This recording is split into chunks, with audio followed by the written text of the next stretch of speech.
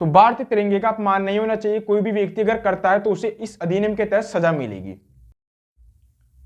नमस्कार दोस्तों, कैसे हो? बढ़िया। देखिए दोस्तों, आज हम समझते हैं कि संसद की निहरताएं कौन कौन सी है। देखिए, दो चीजें होती है, एक तो अहर्ताएं और एक निहरताएं। अहर्ताएं तो योग्यताएं होती है जो आप में होनी चाहिए।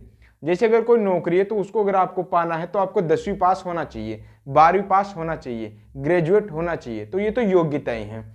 इसी प्रकार अगर आपको संसद का सदस्य बनना है, तो अगर लोकसभा का सदस्य बनना है तो कम से कम आपकी उम्र 25 वर्ष की पूरी होनी चाहिए। अगर राज्यसभा का सदस्य बनना है तो कम से कम उम्र 30 वर्ष होनी चाहिए।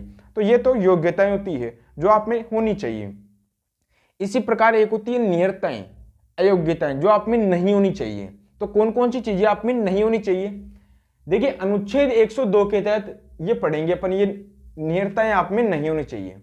एक तो कोई व्यक्ति लाभ के पद पर नहीं होना चाहिए।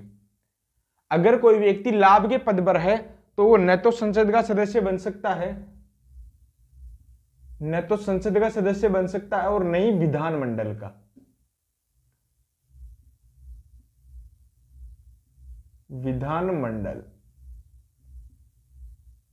विधानमंडल के दो सदन होते हैं, विधानसभा और विधान परिषद। भारत के ऐसे कई राज्य हैं जिनमें केवल एक सदन ही है, विधानसभा ही है। संसद के दो सदन है, लोकसभा और राज्यसभा। ठीक है ना? तो आज हम संसद और विधानमंडल के कौन कौन से व्यक्ति सदस्य नहीं बन सकते, नियरताएं के बारे में समझते हैं। तो देखिए, लाभ का पद, लाभ का पद में कोई भी ऐसा पद आता है जिसको राज्य सरकार के थ्रू या तो राज्य सरकार के अधीन वो काम करता है, उसको वेतन भी राज्य सरकार के अधीन ही मिलता है। राज्य सरकार इसको नियुक्त करती है और राज्य सरकार इसको हटा सकती है, या फिर इसी प्रकार का जो प्रावधान है वो केंद्र सरकार के बारे में भी लागू होता है। ऐसा कोई पद जिसे केंद्र सरकार नियुक्त करती है, केंद्र सरकार ही हटा सकती है, केंद्र सरकार प्रमोशन दे सकती है, केंद्र सरकार से ही वेतन मिलता है। तो जैसे भारत में सरकारी कर्मचारी है, अगर कोई व्यक्ति आईपीएस पुलिस ऑफिसर है तो ये व्यक्ति चुनाव नहीं लड़ सकते, न तो चुनाव लड़ सकते और न ही संसद का सदस्य बन सकते हैं। संसद या विधानमंडल, जब भी मैं संसद बोलूं इसका मतलब विधानमंडल का भी। ठीक है ना? तो विधानमंडल में कोई सा पद जो सरकारी नौकरी, एक तरह सरकारी कर्मचारी का पद है, तो वो पद नहीं होना चाहिए। अगर ऐसा पद है तो वो व्यक्ति संसद का सदस्य नहीं बन पाएगा। इसमें कुछ पद है जो लाभ के पदों में नहीं आते। जैसे कोई व्यक्ति अगर मंत्री है, मंत्री परिषद में होता है, चाहे वो राज्य की मंत्री परिषद हो या फिर केंद्र की मंत्री परिषद हो। तो अगर कोई व्यक्ति मंत्री पद पे है तो वो संसद या विधानमंडल का सदस्य बन सकता है। कई बार क्या होता है, कोई व्यक्ति जैसे मान लीजिए राज्यसभा का सदस्य है तो राज्यसभा का कार्यकाल होता है 6 वर्ष। अब कोई व्यक्ति राज्यसभा का सदस्य भी है, राज्यसभा का सदस्य भी है और मान लीजिए वित्त मंत्री है, केंद्र सरकार का वित्त मंत्री है, केंद्र सरकार की मंत्री परिषद में। और हुआ क्या, उसके मंत्री पद पे रहते हुए उसका कार्यकाल समाप्त हो गया, यानी कि 6 वर्ष का कार्यकाल समाप्त हुआ। तो राज्यसभा का हर 2 साल में चुनाव होता है। हर 2 साल में 1/3 सदस्य रिटायर होते हैं और 1/3 सदस्य चुने जाते हैं। हर 2 साल में द्विवार्षिक चुनाव होता है राज्यसभा का। तो अगर वित्त मंत्री मंत्री पद पे रहता है और उसका कार्यकाल समाप्त हो गया है तो व्यक्ति मंत्री पद पे कार्य करते हुए, जैसे मान लीजिए मंत्री तो है, तो राज्यसभा का चुनाव लड़ सकता है, यानी कि राज्यसभा का सदस्य बन सकता है। क्योंकि 2 वर्ष में चुनाव होते हैं ना, तो अब नया सदस्य, नए चुनाव होंगे राज्यसभा के, उसका कार्यकाल समाप्त होने के बाद में, तो मंत्री को लाभ का पद नहीं माना जाएगा। ऐसा कई बार होता है कि कोई व्यक्ति का राज्यसभा कार्यकाल समाप्त हो जाता है लेकिन वो फिर भी अपने मंत्री पद पे बना रहता है। क्योंकि कोई भी व्यक्ति, वैसे संविधान में दूसरे तरह से लिखा हुआ है कि कोई भी मंत्री बिना सदनों का सदस्य बने भी 6 महीने तक तो मंत्री पद पे कार्य कर सकता है। यानी कि अगर वित्त मंत्री का राज्यसभा की सदस्यता खत्म हो गई है, कार्यकाल समाप्त हो गया है, तो अभी भी ये अगले 6 महीने तक मंत्री के रूप में कार्य कर सकते हैं। इन्हें अपने पद से त्यागपत्र देने की कोई आवश्यकता नहीं है। लेकिन इस 6 महीने के अंतर्गत ये या तो लोकसभा के सदस्य बने या फिर राज्यसभा के। तो किसी न किसी सदन का सदस्य बनना पड़ेगा अगर 6 महीने से ज्यादा मंत्री पद पे कार्य करना है तो। ठीक है, तो मंत्री का पद को भी लाभ का पद नहीं माना जाएगा और नहीं संसद और विधानमंडल के सदस्यों को लाभ का पद माना जाएगा, क्योंकि कोई भी लोकसभा का सदस्य है तो इनको कोई सरकार थोड़ी ना चुनती है भाई, राज्य सरकार थोड़ी ना विधायक को चुनती है, नहीं केंद्र सरकार सांसद को चुनती है, वो तो जनता द्वारा चुने जाते हैं। हालांकि सैलरी उन्हें भारत की संचित निधि और राज्य की संचित निधि से मिलती है, लेकिन कुछ शर्तें जो मैंने आपको बताई थी कि सरकार उन्हें नियुक्त करनी चाहिए, सरकार उन्हें हटा सकती है, तो न तो किसी विधानमंडल के सदस्य को और नई संसद के सदस्य को सरकार उसके पद से हटा सकती, नहीं हटा सकती। तो अगर कोई व्यक्ति विधानमंडल का सदस्य है तो वो आराम से संसद का सदस्य बन सकता है, यानी कि संसद का सदस्य नहीं, संसद का चुनाव लड़ सकता है, लेकिन एक टाइम पे दोनों सदनों का सदस्य नहीं बन सकता। जैसे मान लीजिए आप विधायक हो और आप लोकसभा का चुनाव लड़ना चाहते हो तो आप लड़ सकते हो, अगर आप चुनाव जीत जाते हो तो आपको फिर दोनों में से कोई एक पद ही रखना पड़ेगा अपने पास में, उसके बारे में आगे पढ़ेंगे। लेकिन इतना याद रखना कि संसद का सदस्य और विधानमंडल का सदस्य इनके पदों को लाभ का पद नहीं मानते और नहीं कोई मंत्री पद लाभ का पद माना जाता है। इसी प्रकार है विकृत चित्त। विकृत चित्त यानी कि कोई व्यक्ति मानसिक रूप से बीमार हो और न्यायालय ने इसने घोषणा कर दी हो कि ये व्यक्ति न तो संसद का सदस्य बनने लायक है और न ही विधानमंडल का सदस्य बनने लायक है, तो इस मामले में न्यायालय द्वारा घोषणा होनी चाहिए। ठीक है, जैसे कोई व्यक्ति पागल है तो वो व्यक्ति भी नहीं बन सकता, क्योंकि उसे ऐसा कार्य करना पड़ेगा जिससे मानसिक रूप से ठीक हो, तो जब वो ठीक नहीं है तो क्या कार्य कर पाएगा। तीसरा पॉइंट है दिवालिया हो। दिवालिया का मतलब जैसे कोई व्यक्ति बिजनेस में ही नहीं, मान लो अगर वो भारत सरकार से बैंकों से पैसा लिया हुआ है, किसी भी बैंक से 500-700 करोड़ है, बहुत सारे पैसे, तो अगर वो सर ऐसा पद पर नियुक्त हो गया, सरकार के अधीन आ गया, यानी कि कोई जैसे मंत्री नियुक्त हो गया, ऐसा कोई व्यक्ति जिस पर कर्जा हो तो अपने पद का दुरुपयोग कर सकता है ना, अपना कर्जा माफ करवा ले। जैसे कोई व्यक्ति जिस पर 500 करोड़ का कर्जा है बैंक से उधार लिए हुए और वो व्यक्ति मंत्री पद पे कार्य कर रहा है, मंत्री नियुक्त हो गया, लोकसभा का चुनाव लड़ा और मंत्री बन गया, तो वो व्यक्ति अपने पद का दुरुपयोग कर सकता है और कुछ घोटाला करके अपना कर्जा मुक्त करवा सकता है। तो इस तरीके से अगर कोई व्यक्ति दिवालिया है तो वो भी संसद का सदस्य नहीं बन सकता। चौथा है नागरिकता, यानी कि अगर कोई व्यक्ति संसद का सदस्य बनना चाहता है तो नागरिकता होनी चाहिए, ये तो योग्यता है, भारत का नागरिक होना चाहिए। लेकिन नियरता क्या है कि कोई व्यक्ति संसद का सदस्य नहीं बन पाएगा यदि वह भारत का नागरिक नहीं है तो। नहीं है तो ये पहली नियरता है इसी में। और इसी में दूसरी एक और नियरता है नागरिकता से संबंधित, यदि कोई व्यक्ति संसद का सदस्य है या फिर विधानमंडल का सदस्य है और उसके मन में पता नहीं क्या आया कि उसने दूसरे देश की नागरिकता ग्रहण कर ली, तो वो व्यक्ति भी उसी दिन से अपनी सदस्यता खो देगा, न तो संसद का सदस्य रहेगा अगर संसद का सदस्य होगा तो, नहीं विधानमंडल का सदस्य रहेगा अगर विधानमंडल का सदस्य होगा तो ये हमने 4 प्रकार की नियरताएं समझी। ये चारों चीजें उस व्यक्ति में नहीं होनी चाहिए। देखिए कुछ और ऐसी नियरताएं जो कि संसद ने विधि द्वारा निर्धारित की है, तो उन नियरताओं को भी समझते हैं, जो कि जन प्रतिनिधित्व अधिनियम 1951 के तहत है। तो उसमें बहुत सारे अधिनियम है, तो उन अधिनियमों के आधार पर ही समझेंगे और एक एक अधिनियम को बिल्कुल आराम से और डिटेल से समझेंगे, यानी कि ज्यादा डिटेल भी नहीं जाएंगे, लेकिन उसका जो निचोड़ है ना वो समझ लेंगे। देखिए जन प्रतिनिधित्व अधिनियम 1951 के तहत भी कुछ ऐसी नियरताएं हैं जो कि व्यक्ति को संसद का सदस्य और विधानमंडल का सदस्य बनने से रोकती है। जैसे इसी अधिनियम में बहुत सारी है वैसे, लेकिन धीरे धीरे हम इनका अध्ययन करेंगे। तो पहली है चुनाव में भ्रष्ट आचरण। कोई व्यक्ति लोकसभा या विधानसभा का चुनाव लड़ता है और उसका आचरण अच्छा नहीं है, सरकारी अधिकारियों के साथ उसका आचरण अच्छा नहीं है, उनका दुरुपयोग करता है। जैसे 1971 के चुनाव में इंदिरा गांधी पे ऐसा ही कुछ आरोप लगा था और आरोप सिद्ध भी हो गया था, तो उनको इलाहाबाद हाई कोर्ट ने अगले 6 सालों तक चुनाव लड़ने पर बैन लगा दिया गया था। तो उनको भी इसी अधिनियम के तहत अयोग्य घोषित किया था। जैसे किस प्रकार का है, अगर कोई व्यक्ति चुनाव में भ्रष्ट आचरण के लिए दोषी पाया जाता है और ऐसा आचरण के लिए दोषी कौन सिद्ध करेगा? न्यायालय। अगर न्यायालय उसे इस आरोप में दोषी सिद्ध कर देता है तो जिस तारीख से न्यायालय उसे इस आरोप में दोषी सिद्ध करेगा उसी तारीख से अगले 6 साल तक यानी कि 6 वर्ष तक वो व्यक्ति संसद का या फिर विधानमंडल का सदस्य नहीं बन पाएगा। अगर नहीं बन पाएगा तो न तो चुनाव लड़ पाएगा और नहीं सदस्य बन पाएगा।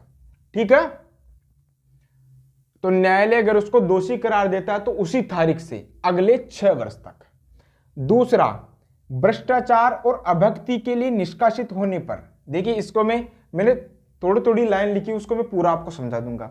जैसे कोई व्यक्ति है जो राज्य सरकार या केंद्र सरकार के अधीन कोई सरकारी कर्मचारी के पद पर कार्य कर रहा है और उसको भ्रष्टाचार पर रिश्वत लेते हुए या फिर अपने पद का दुरुपयोग करते हुए या फिर अपने पद का कार्य बिल्कुल पूरी निष्ठा से न करते हुए, अभक्ति का मतलब निष्ठाहीनता, यानी कि अपने पद को कार्य करते हुए बिल्कुल निष्ठाहीन है, पूरी तरह से निष्ठा से कार्य नहीं कर रहा है और सरकार ने उसको उसके पद से निष्कासित कर दिया, तो व्यक्ति जिस तारीख से उसको निष्कासित किया जाएगा उसी तारीख से अगले 5 वर्षों तक चुनाव नहीं लड़ पाएगा और नहीं संसद का सदस्य बन पाएगा। मैं सीधा यही बोलूंगा कि कोई व्यक्ति संसद का सदस्य नहीं बन पाएगा। संसद का सदस्य नहीं बन पाएगा मतलब न तो संसद का सदस्य बन पाएगा और नहीं विधानसभा का सदस्य, सॉरी विधानमंडल का। ठीक है, तो अगर कोई सरकारी नौकरी पे काम कर रहा है और उसको सरकार द्वारा उसकी नौकरी से निष्कासित कर दिया गया है भ्रष्टाचार के कारण, या कोई भी ऐसा आरोप है जो कि राज्य सरकार मतलब उसका पक्ष सुनने के बाद में तय करती है, तो उसी तारीख से जिससे उसको निष्कासित किया है अगले 5 साल तक वह संसद का सदस्य नहीं बन पाएगा। तीसरा, देखिए ऐसी कोई कंपनी है, कोई भी कंपनी है, जैसे मान लीजिए कोई एक कंपनी सी गोल थोड़ी ना होगी भाई, कंपनी इस प्रकार की होगी। तो ये कंपनी है, अगर कोई कंपनी में भारत सरकार की हिस्सेदारी इक्विटी 25% है, कम से कम 25% होनी चाहिए, 25% से ज्यादा भी हो सकती है।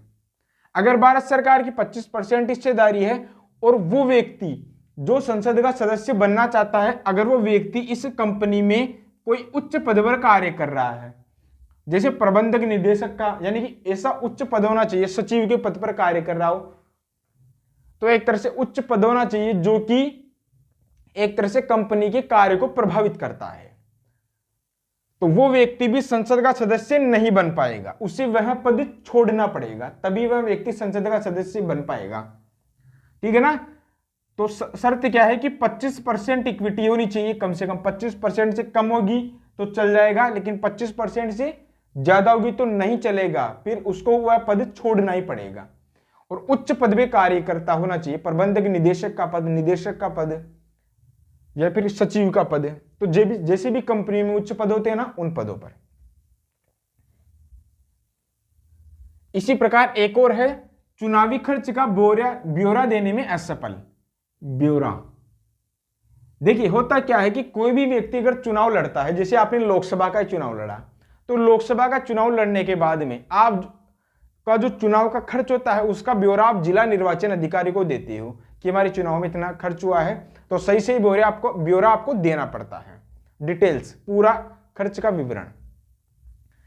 तो उसके लिए निर्वाचन आयोग कुछ तिथि निर्धारित करता है कि आपको 10-15 दिन, जो भी 1 महीना, उसमें आपको ये पूरा विवरण देना पड़ेगा। अगर आप नहीं देते हो, चुनावी खर्च का ब्यौरा नहीं दोगे, तो आप संसद के सदस्य नहीं बन पाओगे, चाहे आप चुनाव जीत ही क्यों न गए हो। आप चुनाव जीत गए लेकिन आप ब्यौरा नहीं दे पाए, तो आप फिर संसद के सदस्य नहीं बन पाओगे। हाँ, इसमें एक कारण ये है कि अगर आप ब्यौरा नहीं दे पा रहे हो तो आपको कोई ऐसा कारण रखना पड़ेगा जो कारण वैलिड हो, जिसे निर्वाचन आयोग मान सके कि हाँ यह कारण लागू है, तो कोई बात नहीं, ठीक है। ऐसा तो नहीं होगा, निर्वाचन आयोग आपके पक्ष को सुनेगा, तभी निर्णय लेगा कि हाँ ये कारण न्यायसंगत है या नहीं। देखिए दोस्तों, कुछ ऐसे अधिनियम भी संसद ने बनाए हैं जिन अधिनियमों के तहत अगर कोई व्यक्ति दोषी पाया जाता है तो वो व्यक्ति भी संसद का सदस्य नहीं बन पाएगा। लेकिन कितने वर्षों तक नहीं बन पाएगा, इसके बारे में जन प्रतिनिधित्व अधिनियम 1951 में लिखा गया है। तो देखिए कौन कौन सी धाराओं में क्या लिखा है वो तो हम नहीं पढ़ेंगे क्योंकि वो इतने इंपॉर्टेंट है भी नहीं, उनसे संबंधित प्रश्न नहीं आएगा। प्रश्न ये आ सकता है कि कौन कौन से अधिनियम के तहत कोई व्यक्ति अगर दोषी पाया जाता है तो कितने वर्षों तक संसद का सदस्य नहीं बन पाएगा। देखिए यहां पर जो ये अधिनियम है जो कि संसद द्वारा बनाए गए हैं, अगर इनमें कोई दोषी पाया जाता है तो वो व्यक्ति संसद का सदस्य नहीं बन पाएगा। लेकिन कितने वर्षों तक नहीं बन पाएगा, इसके लिए पढ़ना पड़ेगा कि अगर कोई व्यक्ति इन अधिनियमों को तहत दोषी पाया जाता है और अगर उस पर केवल जुर्माना लगता है, जैसे कोई व्यक्ति इस अधिनियम के तहत दोषी पाया गया और उस पर केवल जुर्माना लगता है, उसे कोई जेल की सजा नहीं होती, यानी कि कारावास नहीं दिया जाता है, तो वो व्यक्ति जिस तारीख को वह दोष सिद्ध होगा, यानी कि उसको न्यायालय ने दोषी सिद्ध करार दे दिया, तो उसी तारीख से अगले 6 वर्ष तक संसद का सदस्य नहीं बन पाएगा। न तो संसद का सदस्य बन पाएगा और न ही विधानमंडल का सदस्य बन पाएगा। एक बार दोबारा से याद रखिएगा, अगर कोई व्यक्ति इन अधिनियमों के तहत जुर्माना उस पर लगाया जाता है, न्यायालय ने केवल उसे जैसे उस पर 20,000 का जुर्माना लगा दिया, तो जिस तारीख को उस पर यह आरोप सिद्ध होता है अधिनियम के तहत, उसी तारीख से अगले 6 सालों तक न तो वह संसद का सदस्य बन पाएगा और न ही विधानसभा का सदस्य बन पाएगा।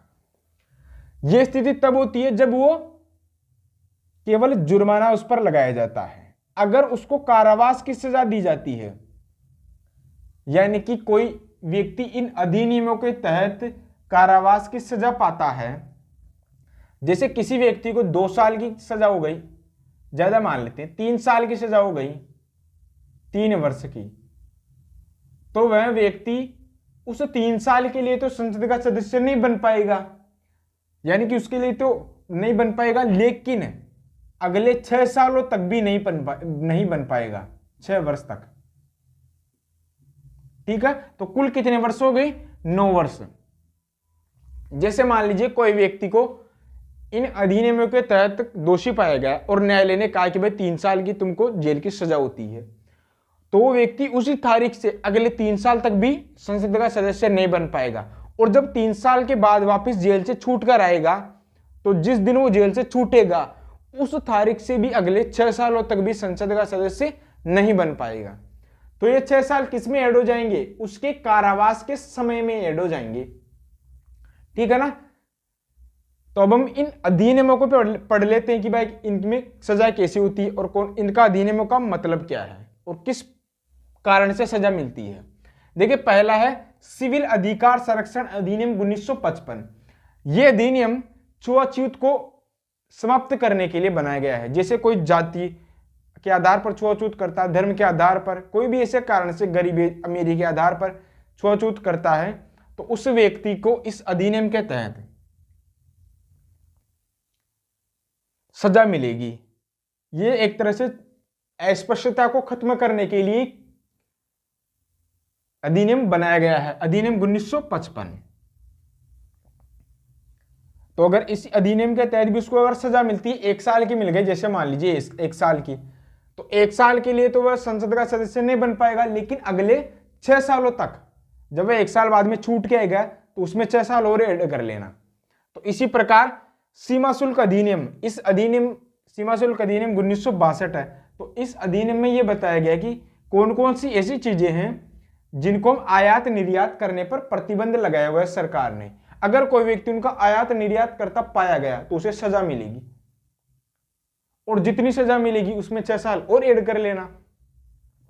इसी प्रकार स्वापक औषधि और मन प्रभावी पदार्थ अधिनियम 1985 का ये अधिनियम, ठीक है ना।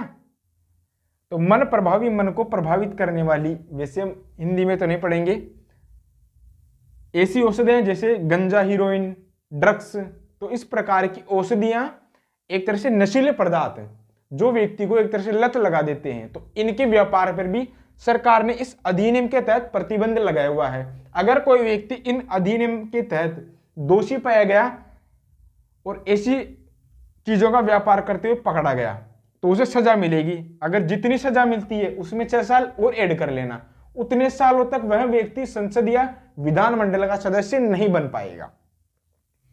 इसी प्रकार है धार्मिक संस्था का दुरुपयोग अधिनियम 1988। देखिए ये अधिनियम इसलिए बनाया गया है, यदि कोई व्यक्ति किसी धार्मिक संस्था का प्रबंधक है, कोई भी धार्मिक संस्था हो सकती है, मंदिर, मस्जिद, गुरुद्वारा, कोई भी अन्य धार्मिक संस्था जैसे किसी भी धर्म की हो, तो इसमें यह प्रावधान किया गया है कोई भी व्यक्ति जो उस धार्मिक संस्था का प्रबंधक है उस धार्मिक संस्था का दुरुपयोग नहीं कर सकता। जैसे कोई उसमें आतंकवादी गतिविधियां होती है, जैसे किसी ने कोई धार्मिक संस्था है तो उसमें कोई राजनीतिक रैली नहीं निकलवा सकता, राजनीतिक भाषण नहीं दिलवाई जा सकते, तो इस प्रकार से संस्था का दुरुपयोग नहीं किया जा सकता। किसी अपराधी को उसमें शरण नहीं दी जा सकती। अगर किसी अपराधी को शरण दिया जाता है तो उस प्रबंधक निदेशक को, जो कि उस संस्था को चला रहा है, वो व्यक्ति को कुछ सजा भी मिलेगी इसके तहत, और वो व्यक्ति 6 सालों तक भी चुनाव में भागीदार नहीं बन पाएगा, नहीं लड़ सकता और नहीं संसद का सदस्य बन पाएगा। अभी बार बार नहीं बोलूंगा कि मैं संसद का विधानमंडल का सदस्य बन पाएगा, आप समझ सकते हो। दूसरा है उपासना स्थल अधिनियम 1991। देखिए यह अधिनियम इसलिए बनाया गया है कि अगर कोई व्यक्ति भारत में चाहे किसी भी धर्म से संबंधित हो, कोई भी संप्रदाय से संबंधित हो, अगर उसका अपना एक पूजा स्थल है तो उस पूजा स्थल को किसी अन्य पूजा स्थल में परिवर्तित नहीं किया जा सकता। अगर कोई मंदिर है तो उसको मस्जिद में, गुरुद्वारा में, किसी अन्य कोई भी बौद्ध मठ में, किसी चर्च में परिवर्तित नहीं किया जा सकता। अगर कोई मस्जिद है तो उसे मंदिर में, गुरुद्वारा, मठ में या फिर कोई भी जो चर्च है उसमें परिवर्तित नहीं किया जा सकता। तो एक तरह से मान लीजिए कोई भी अगर धार्मिक पूजा स्थल है जिसमें कोई व्यक्ति किसी भी धार्मिक संप्रदाय का पूजा करता है तो उसे किसी अन्य धार्मिक स्थल में परिवर्तित नहीं किया जा सकता। यह अधिनियम में इसके तहत सजा मिलती है, ठीक है ना। तो प्रत्येक धार्मिक संप्रदाय के पूजा स्थल को इसमें एक तरह से संरक्षण प्राप्त है, चाहे वो किसी भी धर्म का हो, भारत में जो धर्म मौजूद है। एक राष्ट्रीय गौरव अपमान निवारण अधिनियम 1971। यह अधिनियम बहुत ही मोस्ट इंपोर्टेंट है, तो इसको भी ध्यान में रखिएगा। इसका तो वैसे कई लोग दुरुपयोग भी करते हैं, फिर भी हमें अवगत नहीं है, तो हमें इस अधिनियम का ज्ञान होना चाहिए। देखिए राष्ट्रीय गौरव अपमान निवारण अधिनियम 1971 क्या कहता है, कुछ ऐसी चीजें हैं जो राष्ट्र के गौरव से जुड़ी हुई है और अगर उनका अपमान होता है तो उनके निवारण के लिए इसमें सजा का प्रावधान किया गया है। जैसे कोई भारतीय तिरंगे का अपमान करता है, जैसे कमर से नीचे भारतीय तिरंगे को रखे, जूते पर रखे, तो इस प्रकार का भी अपमान है। भारतीय तिरंगे का अपमान, जैसे कोई व्यक्ति कीचड़ में फेंक दे, तो भारतीय तिरंगे का अपमान नहीं होना चाहिए। कोई भी व्यक्ति अगर करता है तो उसे इस अधिनियम के तहत सजा मिलेगी। दूसरा, अगर कोई व्यक्ति राष्ट्रीय गान, राष्ट्रीय गीत, इस प्रकार के जो हमारे राष्ट्रीय गौरव है तो इनको गाने से रोकता है, उसमें बाधा बनता है। कोई भी नेता भी है, अगर वो आपको राष्ट्रीय गान गाने से, गीत गाने से रोकता है तो उसे इसके तहत मुकदमा चलाया जा सकता है, उसके सजा मिलेगी, ठीक है ना। वैसे आपको ये सुनकर कोई ताज्जुब नहीं होना चाहिए, क्योंकि पॉलिटिकल, अगर कोई व्यक्ति राजनीतिक पद पर है तो वैसे कई व्यक्ति भारत में दुरुपयोग करते भी हैं, लेकिन क्या करें। तो और एक इसमें प्रावधान ये है कि भारतीय संविधान को भी इसमें संरक्षण दिया गया है। अगर कोई व्यक्ति भारतीय संविधान का अपमान करता है, अपमान कई तरीके से हो सकता है भारतीय संविधान का भी, जैसे कोई व्यक्ति भारतीय संविधान पर पैर रख दे, उसकी प्रति को फाड़ दे और फाड़ कर सबके सामने दिखा दे। आप अपने कमरे में चाहे कुछ भी कीजिए, वैसा आपको ऐसे नहीं करना चाहिए, लेकिन अगर कोई व्यक्ति ऐसा कार्य करता है और जनता के सामने सार्वजनिक रूप से करता है तो उसको सतर्क रहना चाहिए भाई, उसको इसी अधिनियम के तहत सजा मिलेगी और जितनी सजा मिलेगी उसमें 6 साल और जोड़ लेना, उतने साल तक तो वो संसद का सदस्य नहीं बन पाएगा, ठीक है। तो राष्ट्रीय गौरव अपमान निवारण अधिनियम 1971 क्या है, पूरा कितनी सजा मिलती है, उसको अपन नेक्स्ट वीडियो में, अगले वीडियो में इस पूरे अधिनियम को, जो अधिनियम मैंने बताया ना, इनको भी बिल्कुल डिटेल से और इनका जो निचोड़ है वो समझेंगे। तो इसी प्रकार सती निवारण अधिनियम 1987, एक बार फिर से बोल देता हूं, सती निवारण अधिनियम 1987। इसमें देखिए भारत में कई सारी ऐसी प्रथाएं हैं जो लगभग समाप्त हो चुकी है, लेकिन फिर भी उनके कुछ अंश अभी भी भारत में मौजूद हैं। चाहे वो आंशिक रूप से मौजूद हो भारत के किसी कोने में जहां पर शासन व्यवस्था न्याय व्यवस्था नहीं पहुंच पा रही हो, लेकिन वहां भी उनके अंश अगर मौजूद हैं तो उसको रोकने के लिए यह अधिनियम बनाया गया है। सती निवारण अधिनियम 1987 ये कहता है कि यदि कोई भी व्यक्ति सती प्रथा को प्रमोट करता है या उससे संबंधित कोई भी कार्य को बढ़ावा देता है तो उस व्यक्ति को इसी अधिनियम के तहत सजा मिलेगी। और जितनी सजा मिलेगी, जब जेल से छूट कर आएगा तो अगले 6 सालों तक भी वह संसद का सदस्य नहीं बन पाएगा। नेक्स्ट अधिनियम है भ्रष्टाचार निवारण अधिनियम 1988। यह अधिनियम जो लोक सेवा का सरकारी कर्मचारी, अगर कोई व्यक्ति सरकारी कर्मचारी को घूस देता है, कोई कार्य करने के लिए बाध्य करता है पैसे देकर फिरौती देकर, तो उसका निपटारा इसी अधिनियम के तहत किया जाता है। सरकारी कर्मचारी का नहीं, जो व्यक्ति घूस देता है उसका निपटारा, ठीक है ना। तो अधिनियम 1988 भ्रष्टाचार का निवारण करने के लिए बनाया गया है। और एक भारतीय दंड संहिता जो कि भारत में अधिकतर यही प्रयोग की जाती है, अधिकतर क्या, लगभग यही, क्योंकि हम जो सामान्य अपराध करते हैं वो इनमें से तो आते नहीं है। भाई ये वाला अपराध कौन करता है, इक्का दुक्का मिलता होगा, ये वाला भी कौन करता है, ये वाला भी कौन करता है। जो भी अपराध किए जाते हैं वो भारतीय दंड संहिता में आने वाली हैं, जैसे चोरी करना, डकैती करना, लूट मार काट मर्डर, ये सभी अधिनियम को जो भी सजा, मतलब जो भी अपराध करते हैं उनकी सजा इसी अधिनियम के तहत भारतीय दंड संहिता के तहत ही मिलती है। तो इसमें देखिए हम केवल पूरे भारतीय दंड संहिता की बात नहीं करेंगे, वर्तमान में तो इसको हटा दिया गया है, इसकी तरह इसकी जगह पर भारत सरकार ने एक नया संहिता लागू की है, भारतीय न्याय संहिता। तो कोई नहीं है, उसमें कुछ अलग चीजें और जोड़ी गई है, ठीक है ना। तो भारतीय न्याय संहिता कहो या फिर भारतीय दंड संहिता, भारतीय दंड संहिता 1860 के तहत आती है। और एक है दंड प्रक्रिया संहिता 1973, ये हमारे पहले लागू थी लेकिन इसको हटा दिया गया और भारतीय न्याय संहिता आ गई है। और भारतीय नागरिक संरक्षण, भारतीय नागरिक सिविल संहिता, तो इसके बारे में एक अलग वीडियो में पढ़ेंगे। पहले तो पहले समझ लेते हैं कि इसमें आखिर है क्या।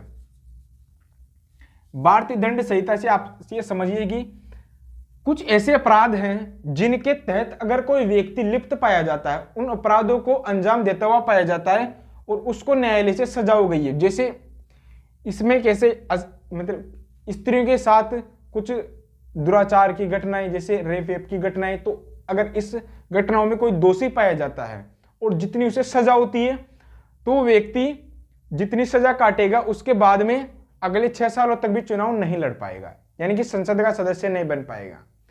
तो ऐसा कोई साफ साफ नहीं कहा है कि कोई व्यक्ति अगर कोई भी अपराध करता हुआ पाया जाता तो जीवन भर चुनाव नहीं लड़ पाएगा, नहीं, ऐसा कोई प्रावधान नहीं किया गया है। इस पूरे अधिनियम में ऐसी कोई बात है ही नहीं कि कोई व्यक्ति जीवन भर चुनाव नहीं लड़ पाएगा।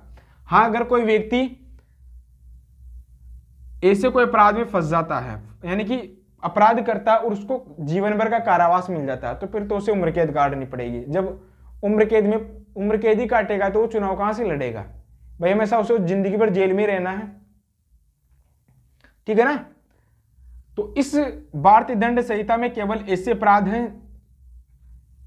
कुछ ऐसे चुनिंदा अपराध जो कि जैसे स्त्रियों के साथ दुराचार, रेप की अपराध करता है, या फिर रिश्वत लेने का, या फिर ऐसे अपराध करता है जैसे समूह में कुछ वर्गों में झगड़ा करवाता है, कोई धर्मों में झगड़ा करवा दे, कोई जातियों में झगड़ा करवा दे, कोई 2 वर्ग हैं, राजनीतिक दल है, उनमें झगड़ा करवा दे, कोई भी 2 समूह बनाए हैं उन समूह में झगड़ा करवा दे।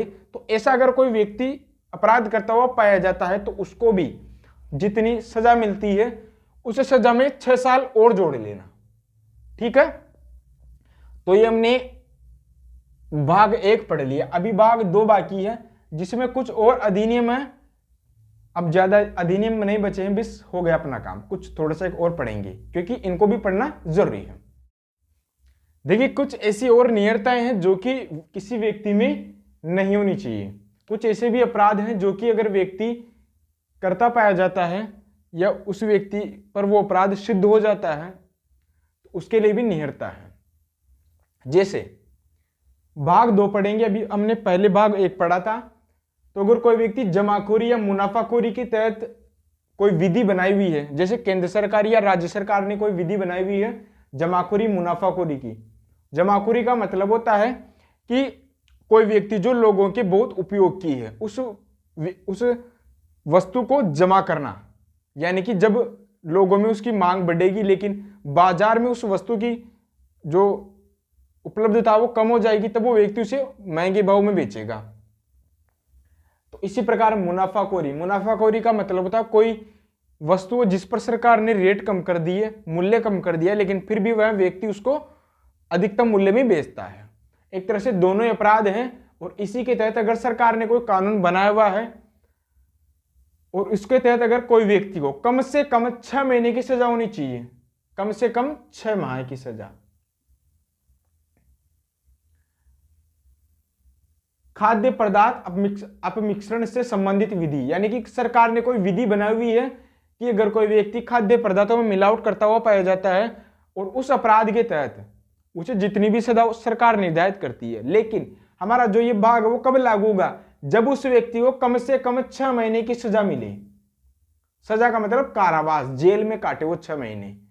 एक तीसरा एक और अधिनियम है दहेज प्रतिषेध अधिनियम 1961। इस अधिनियम को भी जरूर याद रखिएगा, भारत में यह प्रथा बहुत ज्यादा लागू है दहेज की। जैसे विवाह होता है उस वक्त के समय जो वधु पक्ष है वो वधु पक्ष का जो पिता है, यानी कि दुल्हन का पिता, वो अपनी जमाई को बहुत सारे सामान जो भी उनकी डिमांड होती है, कई जगह डिमांड होती है, अगर उसके पिता को वर पक्ष की ओर से डिमांड की जाती है कि मेरे को 10 लाख दो या मैं ये सामान कार ये दो, तो इसको एक तरह से दहेज माना जाएगा। दबाव एक तरह से दहेज ही है और ये गैर कानूनी है। तो इसके लिए संसद ने अधिनियम बनाया है और इसके तहत सजा भी मिलेगी, ठीक है ना। लेकिन इसमें कुछ चीजें हैं जिनके तहत संरक्षण दिया गया है। जैसे कोई लड़की का पिता है अपनी मन मर्जी से कुछ सामान उसके ससुराल में भेज देता है, कोई भी, जैसे फ्रिज, टीवी, कूलर, एसी, जो कि आगे से डिमांड नहीं की गई है, कोई दबाव नहीं डाला गया है, तो उनको अपन दहेज नहीं मानेंगे। क्योंकि आप सोशल मीडिया पर भी देखते हो, वीडियो पर भी देखते हो, ऐसे नोटों की गड्डी बहुत देते हैं, तो तब अगर वो भी तो एक तरह से अगर वो दबाव के तहत हुआ हो तो वो दहेज ही होगा। लेकिन वो अपने मन से होता है, लड़की का पिता अपने मन से कुछ सामान अपनी लड़की को, ताकि उसका जीवन आगे अच्छी तरह से कटे, तो इसके लिए कुछ सामान दे देता है। घर जमाई को नहीं, जमाई को।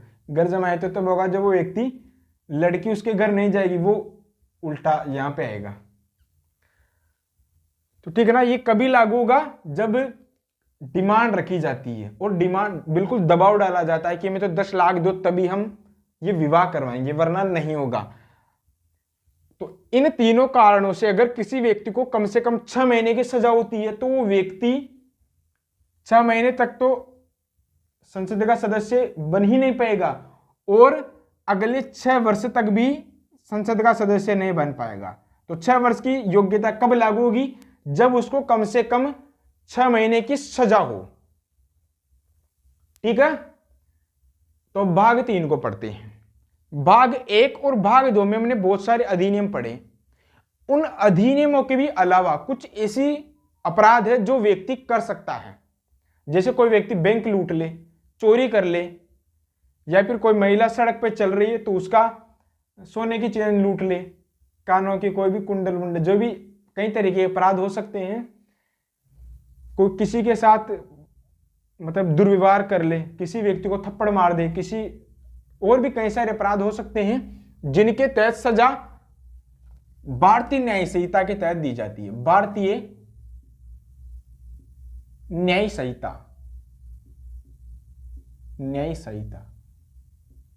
पहले भारतीय दंड संहिता के तहत सजा मिलती थी। उसमें कई सारी धाराएं और उन धाराओं में जुर्म भी लिखे हुए थे और जुर्म के लिए क्या सजा दी होगी वो भी लिखा हुआ था। तो उसकी जगह भारतीय न्याय संहिता आ गई है। भारतीय दंड संहिता 1860 को हटा के भारतीय न्याय संहिता 2023 लागू की गई है। इसमें कौन कौन से जुर्म के लिए क्या क्या सजा मिलेगी वो प्रावधान है। तो हमने भाग 1 में देखा था कि स्त्रियों के साथ जो रेप या उसकी तरफ कोई भी ऐसा दुराचार होता है तो उसमें भी वो उसमें आ गया था, यानी कि वो भाग 1 में आ गया था। लेकिन और भी अगर कोई 2 ग्रुपों में झगड़ा करवाता है तो वो वाला अपराध भी भाग 1 में आ गया था। लेकिन उसके अलावा भी कई सारे ऐसे अपराध हैं जो कि इस न्याय संहिता में दिए गए हैं।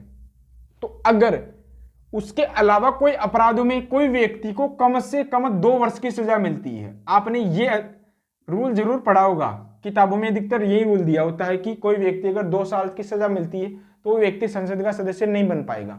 लेकिन ऐसा नहीं लिखा है कि कोई व्यक्ति अगर 2 साल की सजा काट ले तो जीवन भर ही संसद का सदस्य नहीं बन पाएगा। किताबों में ये नहीं दिया होता है कि कोई व्यक्ति 6 वर्ष तक ही नहीं बन पाएगा, जबकि जो ये प्रावधान है वो केवल 6 वर्ष तक ही लागू होता है।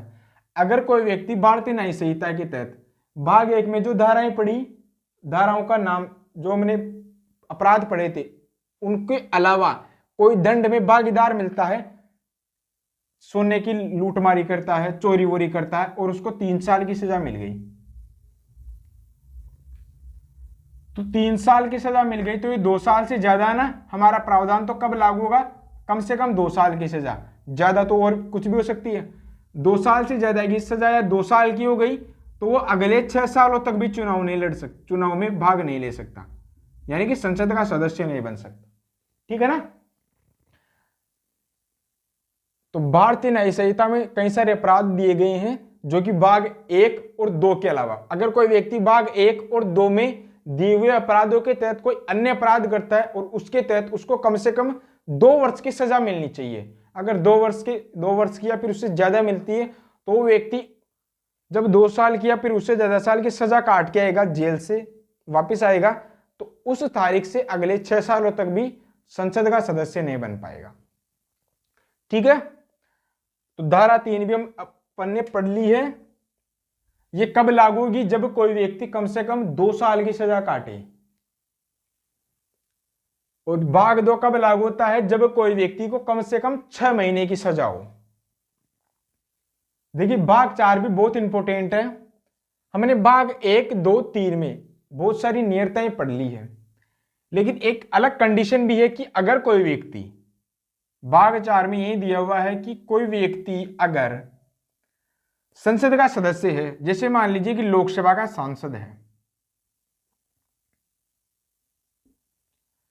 और वो व्यक्ति, हमने जो अधिनियम पढ़े हैं, जैसे भारत का संविधान का अपमान करता हुआ पाया जाता है और उसको कुछ महीने का कारावास भी होता है, न्यायालय ने उस पर आरोप सिद्ध कर दिया है कि इसने भारतीय संविधान का अपमान किया, उसकी प्रति को फाड़ा है और ये उसने जानबूझकर किया है।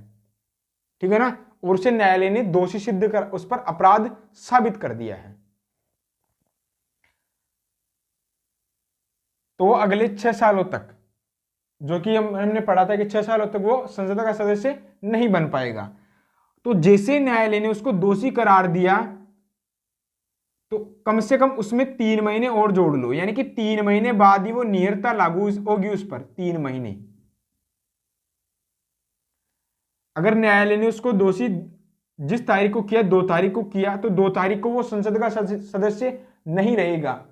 ऐसा तो अधिनियम में पढ़ा है हमने, लेकिन वो नियरता उस पर उसी दिन लागू नहीं होगी, कम से कम 3 महीने और बीत जानी चाहिए उसको दोषी करार देने के बाद में। इस 3 महीने में वो न्यायालय में अपील भी कर सकता है कि मैंने जानबूझकर नहीं किया, जो भी वो अपने पक्ष रखेगा अगर न्यायालय का, और इसमें न्यायालय का निर्णय आना भी जरूरी है। अगर हाई कोर्ट ने उसे दोषी करार दिया, वो तो सुप्रीम कोर्ट में अपील कर सकता है, तो सुप्रीम कोर्ट में जाकर अपील करेगा और सुप्रीम कोर्ट की जो निर्णय वो 3 महीने में आ गया है और सुप्रीम कोर्ट ने भी उसे दोषी दे दिया, तो फिर तो उसे संसद की सदस्य त्यागनी ही पड़ेगी भाई, छोड़नी पड़ेगी उसे। ठीक है। तो हमने बहुत सारी नियतताएं पढ़ ली है।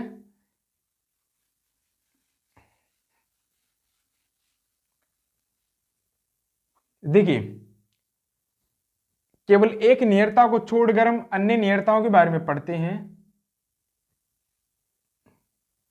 हमने जो भी नियतताएं पढ़ी है ना अभी, जन प्रतिनिधित्व अधिनियम 1951 के तहत, अनुच्छेद 102 के तहत, तो इन नियतताओं को आखिर निर्णय कौन करेगा कि कोई व्यक्ति अब नियत हो गया है। जैसे मान लीजिए कि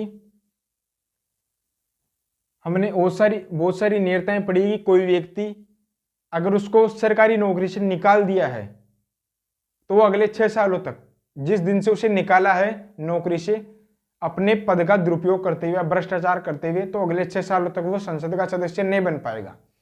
तो ये सब मामला राष्ट्रपति देखता है। राष्ट्रपति इसके अनुसार निर्णय करता है। जो भी जनप्रतिनिधित्व अधिनियम 1951 का निर्णय भी वही करेगा और अनुच्छेद 102 का भी। और राष्ट्रपति निर्णय कैसे करेगा? निर्वाचन आयोग के परामर्श से। राष्ट्रपति जो भी निर्णय करेगा वो निर्वाचन आयोग से सलाह लेगा। राष्ट्रपति किससे सलाह लेगा? इलेक्शन कमीशन ऑफ इंडिया, भारतीय निर्वाचन आयोग से, न कि मंत्रिपरिषद से। ठीक है ना? राष्ट्रपति जो भी कार्य करता है वो मंत्रिपरिषद की सलाह के अनुसार करता है। लेकिन यहां पर जो भी उसे कार्य करना है वो इलेक्शन कमीशन ऑफ इंडिया, भारतीय निर्वाचन आयोग के निर्णय के अनुसार ही कार्य करेगा। जो भी निर्वाचन आयोग उसे सलाह देगा उसी सलाह को राष्ट्रपति मानेगा। ठीक है ना? इसमें मंत्रिपरिषद की कोई भूमिका नहीं होगी। तो हमने बहुत सारी नियतताएं पढ़ ली है और कुछ अधिनियम भी पढ़े जो कि हमारे सामान्य जीवन में काम भी आते हैं, क्योंकि वो अधिनियम अपने को आने चाहिए। तो उन अधिनियमों को बाद के नेक्स्ट वीडियो में आपको समझा दूंगा, मोस्ट चीजें। ठीक है? तो नेक्स्ट वीडियो में एक नया टॉपिक के साथ आएंगे।